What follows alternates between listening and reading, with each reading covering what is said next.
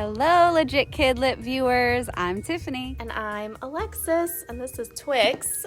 And welcome to Legit KidLit, a silly YouTube series featuring the fun and silly lives of authors and illustrators.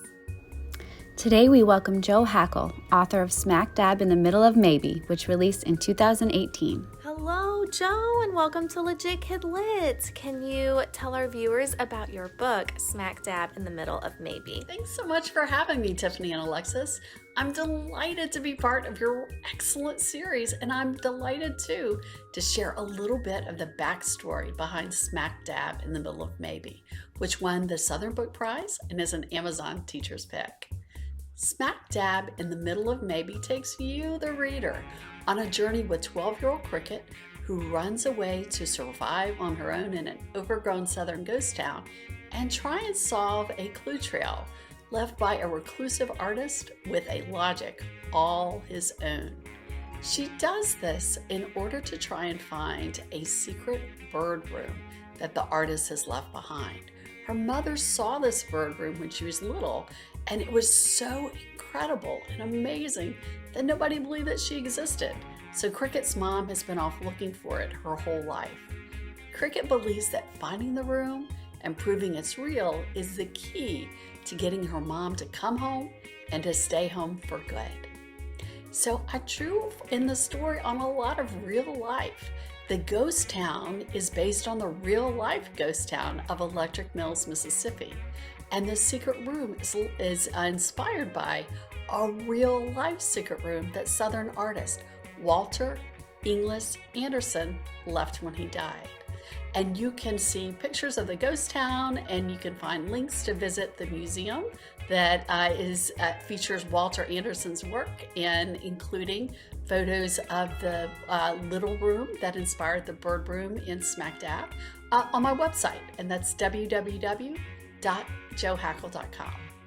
So, because Cricket was going to have to survive on her own in this overgrown ghost town, I needed to learn how to survive on my own in the woods. And the book is set during winter. And so I spent years studying outdoor survival and doing lots of hiking and camping out. And I also lived for a while in the treehouse in the backyard in our woods. And all I'm going to say about that is the book isn't scary, but I did have a little bit of spooky experiences doing my research, because my woods have snakes, they have spiders, they have bears, they have bobcats, and they have coyotes who like to howl in the middle of the night. So the kind of sleep that you get when you're out researching, living in your woods in a treehouse, is very different from the kind of sleep that you get when you're in your nice, warm, cozy bed. But I had to do it, and I had to do all those years of studying outdoor self-reliance in order to make the book realistic for you all. And you can read about some of the things that I learned in the book, including how to make fire out of water. And the second I found that phrase in my research, I thought, I don't care how hard it is to do, and I'll tell you it's kind of hard. I had to figure out how to do it so I could write about it for you all, because it just sounded cool. I had a lot of fun writing the book and doing all the research. And I've got to tell you, if you want to have fun as a reader or as a writer, I highly recommend putting together a complicated clue trail or solving one. In the book, you, the reader, get to go right alongside Cricket as she solves the clue trail. And as a writer, I got to collect every odd, weird, and intriguing fact. And if I could make it work, I put it in the clue trail. So if I am always on the lookout for any odd, weird, and intriguing facts, and if you have any you'd like to send me, you can always reach out to me through my website. Hi, Jo. We'd love to hear about all of the awesome resources and things that educators, readers, and book clubs can find on your website. Thanks so much for asking, Tiffany. I've worked with a team of experienced educators and a neuroscience major to develop a bounty of free resources for readers, for educators, and for folks who just like to get outdoors.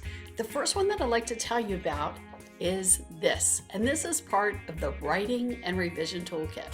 Now, this may look like an ordinary bookmark, but when you turn it on its side, it becomes, in my opinion, the most powerful tool to help you take your writing from a very rough first draft and get it to become a polished piece of writing that you're really proud of. So how does it work? So you write your really bad first draft, really rough first draft, as I always do, and then you take the bookmark and you go line by line by line, and you ask yourselves the questions on the bookmark. Now, there's one side for academic writing, and there's one side for creative writing. And I have used this bookmark with thousands of students, and we've always had fun together working to make their writing and my writing better and the best that it can possibly be. So some other resources that we developed include a book trailer, and you can see a little bit about the woods where Cricket has her adventures. You can also find on the website a building grit kit, and we have a version for young readers, and then we also have a version for young adults.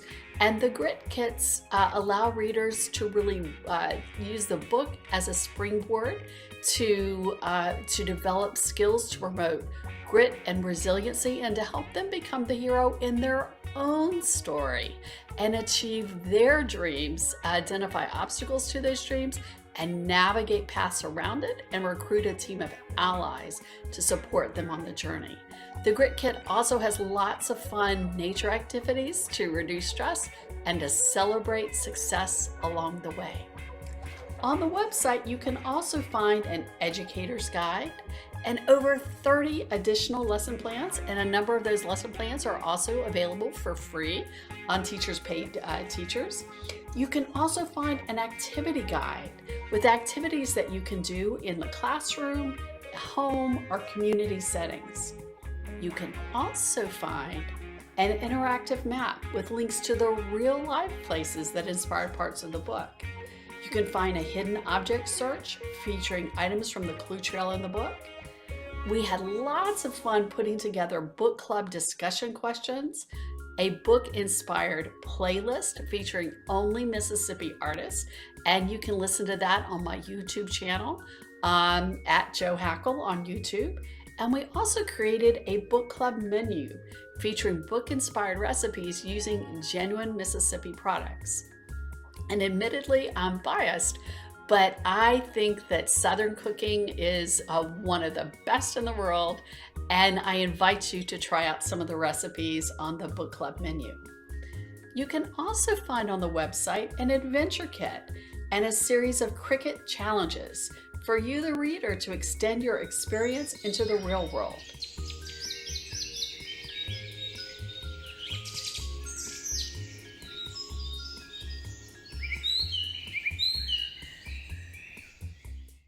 You can also print out bookmarks with free, fun things to do outdoors and ways to make your reading more fun. And finally, you can find an interactive clue trail that you can solve using the things that you learn from Smack Dab in the middle of Maybe. If you're able to solve the clue trail, you can print out a Clue Solver's badge. So I invite you to visit and to explore. You can also visit www.outdoorosity.org if you're interested in getting outdoors and exploring the natural world. And we have lots of ideas and adventures and bucket lists for every season to help you do exactly that. All right, tell us about your pupper, and can you show us? Thanks, Alexis. I love talking about Pupper. Pupper is our rescue dog, and she was the inspiration for the character of Percy in the book. And just like the character Percy, our dog Pupper loves to listen to poetry. She also loves to have outdoor adventures. Would you like to meet her? What do you see, Pop? What do you see? What do you see, Pop? Come on. And that is how Pup and I usually begin our day. So we know you love to spend lots of time outdoors and in nature. Can you tell us a little bit about your Joy scavenger hunt and how it all started? Thanks, Tiffany. So the way that the Joy scavenger hunt got started is it was early in the pandemic. And I was locked down as everyone else was in our woods with our yard on the side of the mountain, and really, cut off from a lot of things. And I thought, well, what small way could I use to put some positivity out into the world? And the answer was right outside my door. So 6 days a week, I started the practice of going outdoors, exploring outside, and looking for things that made me smile or brought me joy, and then taking pictures of them and posting them across social media. So you can find photos of my joy scavenger hunt finds on Twitter, on Instagram at Jo Hackl, and on Facebook at Jo Watson Hackl Author. So if you'd like a little bit of joy, I invite you to follow along. And here's some photos of some of the things that I found that brought me joy, and I hope that they bring you joy too.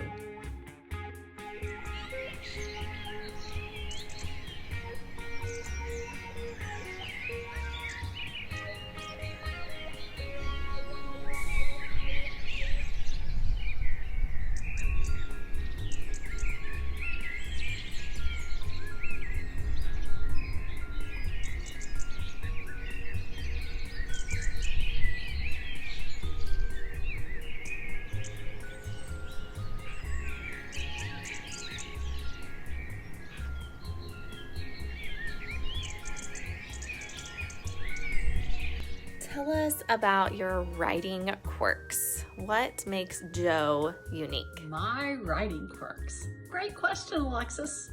So like most writers, I get started by giving myself permission to write a really, really bad and rough first draft. And for that, I like to work at my desk and have absolute silence if I can, because I'm just really trying to get my ideas down on paper and to brainstorm as much as I can. And if I get stuck, I'll look out the window, or even better, I'll go for a long walk in the yard or in the woods. And it's amazing what just a 5-minute walk can do to change your perspective. So once I have that really, really bad rough draft, then I get to the editing phase. And I love the editing phase because you've got something to work with, and your focus there is really analyzing it. You get to use the analytical side of your brain and look for ways to make it better. And I've told y'all about the revision toolkit and the tool, and I actually use that in my work. So I go line by line by line, examine the work, and I look not only for mistakes and answers to the questions on the bookmark, but I also look for boring. And if I find anything that's the slightest bit boring, either I amp it up, I figure out a way to make it more interesting. I turn an ordinary bird into a scarlet tanager, like the one in smack dab in the middle of maybe that changes colors before it flies 1,000 miles in its migration. Or if I can't figure out a way to make it really intriguing for readers, then I'll exit out, I'll cut it out, I'll save it to a different file, and I'll look for a way in another project to see if I can amp it up and make it interesting. It's lots of fun, and I highly recommend, if you'd like to have fun as a writer, just give yourself permission to write that really, really bad first draft, then turn on the analytical side of your brain, and you'll be amazed at the work that you can complete. We are so excited to play Mad Libs with your book. Earlier, we secretly chose a page from your book and then asked you to supply us with some words. Let's reveal how it turned out. Turns out it's vivid than you might think to gallop out of town smuggling a live leaf, 3 pocketfuls of roosters, and 2 bags of half-paid-for pen from Becca's M. Judson bookshop. The hard part was getting up the sky to go. It happened like this. There I was in Becca's M. Judson bookshop, smiling my thinking up and down a bundle of lamp. Trees never did make for good giggling, but I was wondering if maybe they were some kind of sign that it was time for me to jump. What a fun Mad Lib! I so enjoy playing with words, and I'm glad to see that you guys do too. I've thoroughly enjoyed my time with you all today, and thanks for including me in your excellent, excellent series. If any readers would like more information, they can always check out my website, check out Outdoorosity, and I still have a few slots left for World Read Aloud Day, so you can check that out too. Thanks so much, guys, for tuning in. Thanks again, Jo, for hanging out with us today and sending all your amazing resources, telling us about your book, smack dab in the middle of maybe. We all are so excited for you and all that's to come. And readers, go out there and grab that book and check out the resources on her website. See you later. And we'll be back next week with some more crazy and silly fun. And I'm Alexis. And I'm Tiffany, and we're signing out.